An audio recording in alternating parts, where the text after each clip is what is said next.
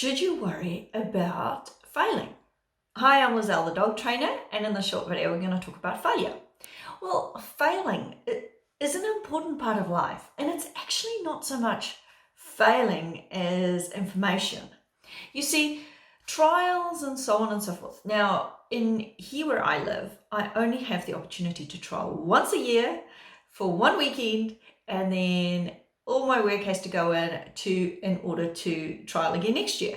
So failing is quite expensive for me. However, the thing is, Kennel Club obedience competitions, the way they're set up doesn't suit me because the type of competitions, because I only enter once a year, is the competitions where I get a title if I've earned over a certain amount of points.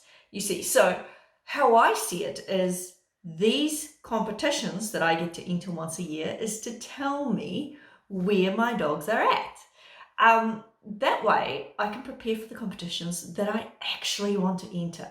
So the titles I'm chasing is a BH title and a CDX title, or a Companion Dog Excellent title.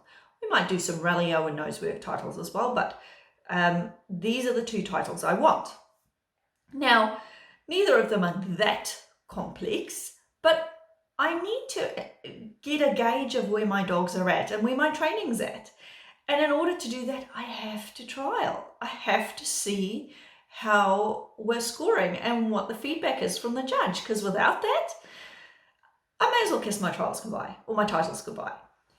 So if you really want a title on your dog, you have to be prepared to fail. And who cares if you fail? Like, there's so many different aspects of competition. So let me tell you a few stories. Okay, so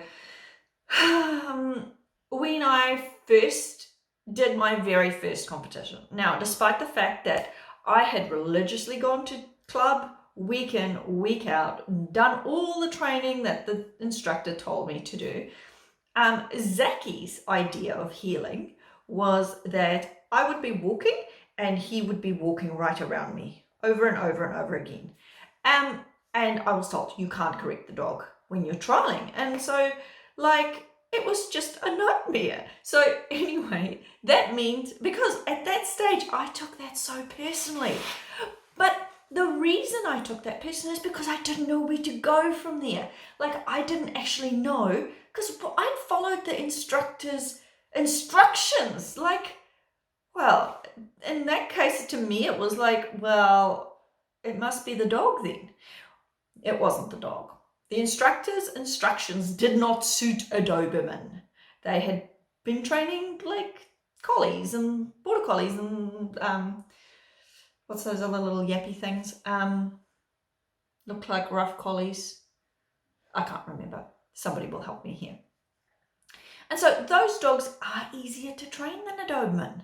So anyway, what I'm trying to say is, from Zach prepared me, so then when I wanted to then compete with Kaz, my German Shepherd that I got after Zachy, I knew that things had to change. I had to do things differently.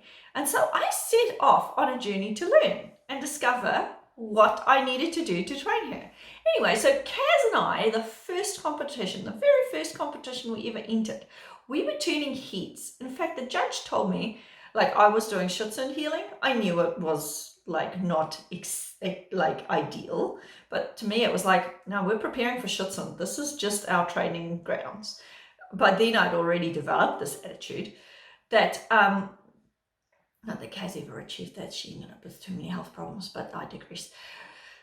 By that stage, the judge was saying to me, she didn't know what to do with my hand position because the hand position's different. But we were in for a place just in heeling. So that's how good my training had become, because I'd learned from my first mistakes.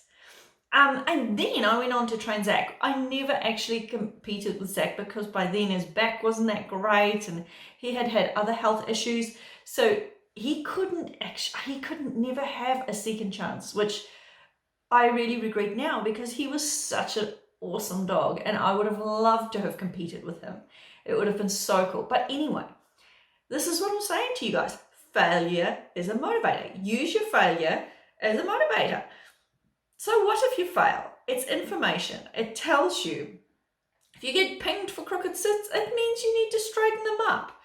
If your dog gets up during the sit or down stay, then it's information that your downs need work, your stays need work.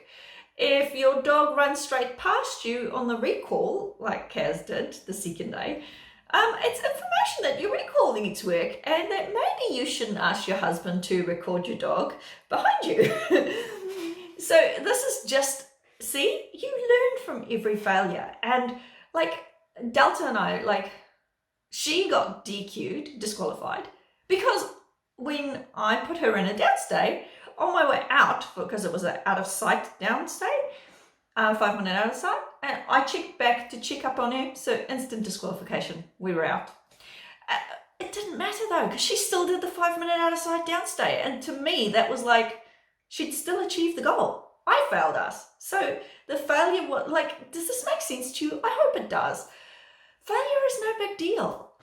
Like Kaz, we finally went for our CDX title, and her best exercise was the drop on recall. Now you set yourself up, your dog up in one stage, you walk around to the other side and you call your dog, and then in the middle you yell or you tell your dog to down.